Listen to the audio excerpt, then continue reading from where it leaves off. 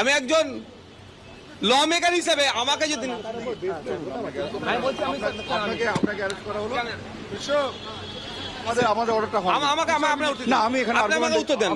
আমার তো দুটো প্রোগ্রাম আছে না, আমার দুটো প্রোগ্রাম আছে। আপনি আমাকে আমার দুটো প্রোগ্রাম আছে, আমি বাসন্তীতে যাবো। আমি সন্দেশকারীতে আপনি এরকম ভাবে করতে পারেন না, এরকম ভাবে করতে পারেন না। আপনি আমাকে কোনো অর্ডার দেখাননি। আমার আমি না আপনার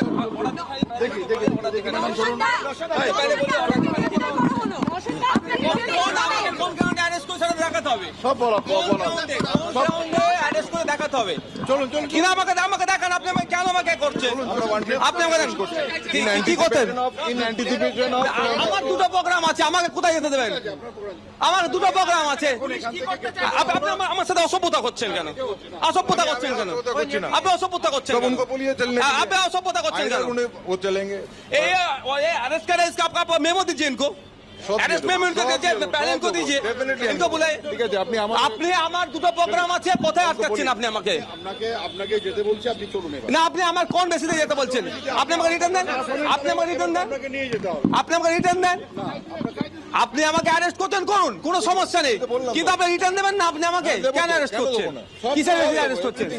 না, আমাকে দিতে পারেন না। আপনি আসুন। আপনি আমি যদি 144 ব্রেক করি, তার জন্য আপনি আমাকে বলুন। বলছে সেটাই তো বলা হচ্ছে আপনাকে, সেটা কি? সেটা কি? আপনি মুখে বললেন হয়ে গেল। আজকে এই যে অ্যারেস্ট করা হলো, এটা বাংলার জন্য লজ্জা, এটা সুস্থ সমাজের জন্য লজ্জা, এটা গণতন্ত্রের জন্য লজ্জা।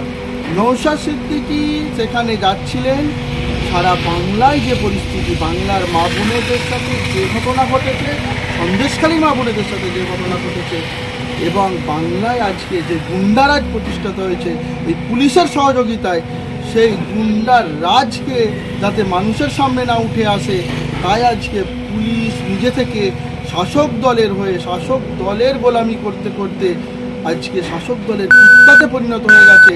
তাই যেখানে 144 ধারা, সেখানে গেলেন না, তার 62 কিলোমিটার আগে পুলিশ অ্যারেস্ট করছেন। কি বলছেন? না 144 ধারা ব্রেক করছেন।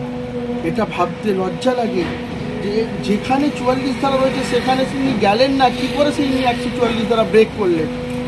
না, আসলে নওশাদ সিদ্দিকীকে অ্যারেস্ট করতে হবে। তার কারণ হচ্ছে, নালে ওই সন্দেশখালীর যে শিবু হাসদা, শাহজাহানদের যে গুন্ডারাজ মা বোনেদের সাথে যে অন্যায় অত্যাচার করেছেন, সেই অসহায় মা বোনেদের কণ্ঠকে চেপে দেওয়ার জন্য, তারা যাতে না বিচার পায়, তৃণমূলের লিডাররা যারা করেছেন এই নোংরা কাজ, তাদের সহযোগিতা পাইয়ে দিতে আজকে পুলিশ আপ্রাণ চেষ্টা চালিয়ে যাচ্ছে। তাতে পুলিশের কোনো লজ্জা হয় না, পুলিশ যাকে খুশি অ্যারেস্ট করতে পারে। এটা বাংলার গণতন্ত্রকে হত্যা করা হচ্ছে। এর জবাব বাংলার মানুষ দেবে, এর জবাব বাংলার সমস্ত শ্রেণীর মানুষ রাস্তায় নেমে শাসক দলকে বোঝাবে এবং আগামী লোকসভা ভোটে মানুষের জবাব দেবে।